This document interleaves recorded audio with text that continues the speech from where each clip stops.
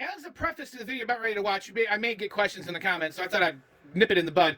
Value Vinyl is expanding. I have now gotten a 2-cube going up on here. And my Masters Universe collection, which used to be up here, I got a 4-banger going across, and I got another 2x4 coming in shortly right here to go along with my 45s and all these. And you're like, well, what are you going to do with filling with records? Yeah, I've got records. If you guys don't forget, I got this falling apart bookcase that I got to replace. And then I also have all my records that are in the kitchen. Records don't belong in the kitchen. So here comes the video for the contest entries for Jeff, and just showing you in the background that I'm needing to expand. Hey Jeff, how you doing, my man? Did you think you were gonna have your first contest and I wasn't gonna do something for it? I bet you've been like, I wonder if Steve's gonna do me an entry. Yes, I'm gonna do you an entry.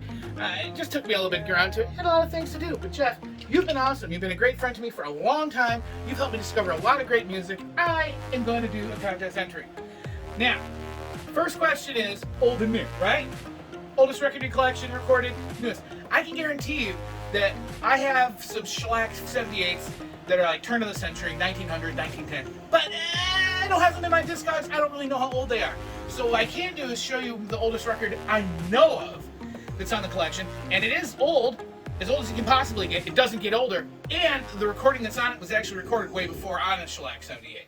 Also, that's Mrs. Vivi snoring. Just ignore her. Just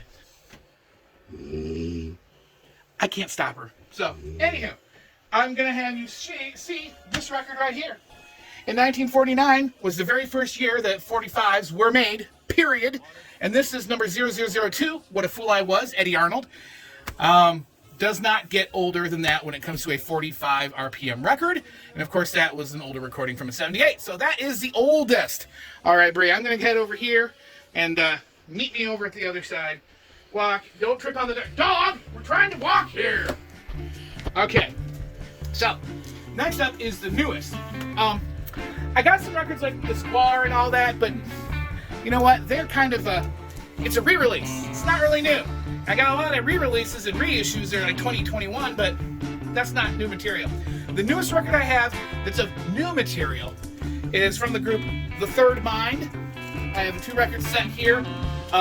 You're wondering where the cover is. The cover was in Flood. This record is one of my cherished prized items.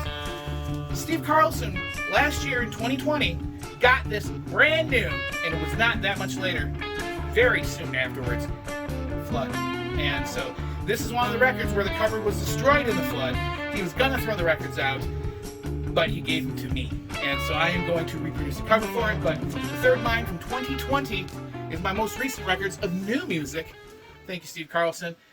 That answers that question. Now, the next question I have here is, don't be spoiling by following me. I got the records over here. They're gonna see them before I'm even ready to show them. Jenny Christmas girl. Sorry. All right. God, I gotta get a professional camera person. Anyway, next up is, you got people that have 6 or more records, their first album, their most recent one. I'm gonna cheat. I'm gonna do Herb Alpert. You should know me better than that. Herb Alpert's first record, The Lonely Bull. This is cool because this is one of the first records of his where they actually ran out of the stereo. Well, actually, from what I remember, they didn't have the stereo sleeves printed yet. On the back, it actually still says mono, and they actually stuck a stereo sticker on it because they didn't have stereo sleeves for it. So this is a really rare one, and it's still in shrink. So I've seen this one go for a couple $100. Not that I'm bragging, I just think it's cool and I'm proud of it. Then, Herb Alpert's most recent record, Herb Alpert Reimagines Tijuana Brass Volume 3. Came out just a couple years ago. Great record. Goes back and does, I personally think, better versions of all of his best songs. Re-records them and adds more orchestration and all that. Phenomenal record. Then, you want your extremes. You want extreme music here, extreme music here, and then why I like both of them. Well, I'll show you one. You may not think it's music, but this is Sound of Steam, Excursions from Portland, Maine to Island Pond, Vermont. This is a half hour of train from the minute they get on, the minute they get off, the chugga-chugga-woo-woo, the clingety-clank, and all that stuff. And you know what? It's hypnotic, it is musical, it is rhythmic, you know, so it's counted as music. Barely, it's ambient sounds, but it can be considered music. So that is one end of the spectrum. Sound of Steam, Choo Choo Train. And on the other side of the spectrum, as an honor to you, Mr. Jeffy, This album from Sacrament. That's about as opposite of steam locomotives as you get. Wouldn't you say? Great album. Heavy band. Thank you so much for letting me know about this band and turning me on to them. I am a fan. I don't have just this, but you also give me CDs. Thank you much for that. But hey, really heavy, fast, brutal metal. That's about as extreme as it gets. Why do I like it? Because it's good! You know? Anyway, thank you, Jeff. I think this is under 6 minutes. Hopefully I got all your albums in and all your questions done. I'll see you at your 1,000 subscriber contest. Shouldn't be too long.